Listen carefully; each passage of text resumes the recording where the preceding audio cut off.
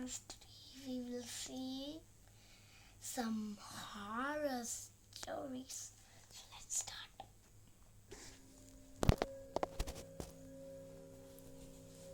I have three sisters, Crystal, Kiara, and Melissa. I'm the youngest and only boy. Growing up, we lived in a haunted house. In fact, the neighborhood was haunted. All the neighbors had experiences. Apparently, it was all built over a military grave site, but I'm not sure how true that is. This was years ago. I was about 5, I think, Okay. and my sisters were around their early teens. Our cousin, Vincent, who we call Vincy, was staying over. He's the same age as my sisters. We used to play hide and seek with all the lights in the house turned off, apart from any room our parents were in. So this night was going great. The only source of light was a flashlight that the seeker had. Crystal was usually found quickly because she had, and still has, really long curly red hair, and it almost glowed bright orange in the light. Kiara has long straight blonde hair, so she was found quickly too. But Melissa and I have black hair, so we could blend in better. However, this night, Kiara was the seeker. She found us fairly quickly and only had Vincy to find. So she went to our parents' room and shined the light inside. Our parents had 2 white wardrobes that were attached on either side of a white dressing table, with a mirror on top of it. Kiara could see one of the wardrobe doors was slightly opened, and inside of it, in the darkness, she could see eyes staring out at her. She laughed and shouted, "Found you, Vincy!" But the eyes didn't move. They just stared at her. "I see you, Vincy!" She laughed again. Suddenly, on the opposite side of the room, the curtains of the window flew open, and Vincy jumped from the window ledge laughing. Kiara looked at him in confusion. But I thought. Suddenly the confusion turned to fear when she looked back at the wardrobe. The eyes were still there, wide and staring at Vincy, but then slowly looked back in her direction. Kiara screamed and quickly turned on the room light, and they could both now see that the wardrobe was empty. Nobody hiding, no pets, no boxes, nothing.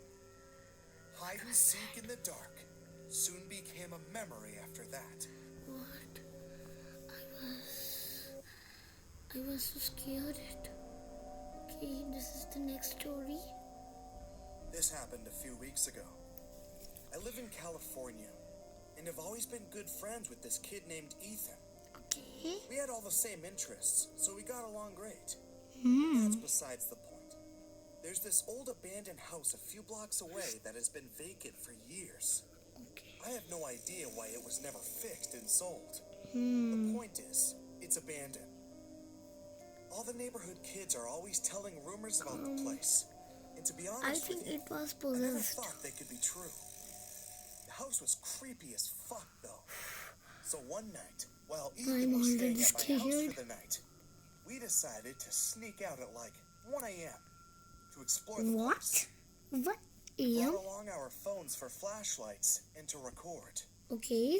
So we rode our bikes down the block and found the house. Max? It was 2 stories high and made of brick, with broken windows and an overgrown lawn. Let's Basically all the Just natural a traits house of of an a abandoned witch. house. Ethan and It I looks hid our like- bikes in a bush and went around the backside. Oddly enough, the back door was what is unlocked. this? One of the rumors is that local homeless people, drug addicts, and gang members all hang out here. So the fact that someone seemed to have been here kind of freaked us out. Okay. Inside, it smelled like shit. What? It was so dark that if it weren't for our flashlights, we definitely wouldn't have been able to see anything. We walked through what appeared to be a kitchen, around through a living room, into a foyer. Just as we were That is a about to go true upstairs, story. there was a sudden I don't loud believe thump. it. Ethan and I both jumped and stood frozen. What is Dude, that? I think someone's up there. I whispered to Ethan. Yeah, no kidding. He said back, let's check it out. Dude, are you fucking crazy? I said. But Ethan either didn't hear or ignored me, as he was already halfway up the stairs. As much as I did not want to go up there, I decided to anyways because there was no way in hell I was staying down in the dark alone. We got upstairs and heard an identical thump down the hall.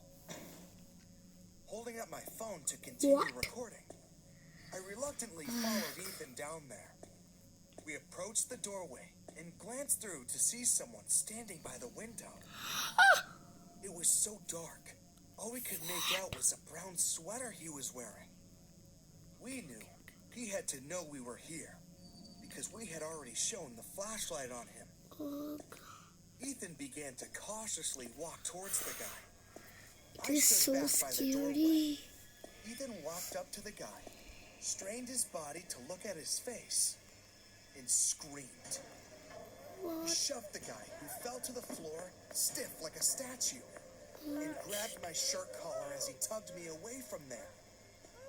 I dropped my phone as we nearly trampled each other running down the stairs and out the back door. What was that? We got on our bikes and pedaled fast as possible back home.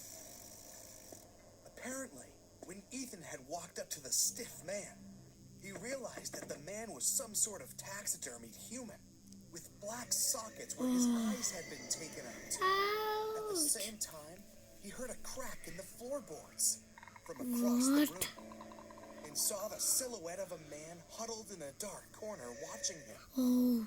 We had the nerve to go back to the house a few days later and try and find my phone. But it was gone, as the taxidermied human and whoever was in that house. We didn't dare report it to the police for fear of getting busted for breaking and entering and sneaking out at night. I know, I guess that sounds stupid now. Ethan and I are still great friends in high school, and this memory is still one we will never forget for as long as we live. Okay, bye friends, and I will make a next part of it, and I am so scared. I can't sleep now. Okay, bye. I am so scared.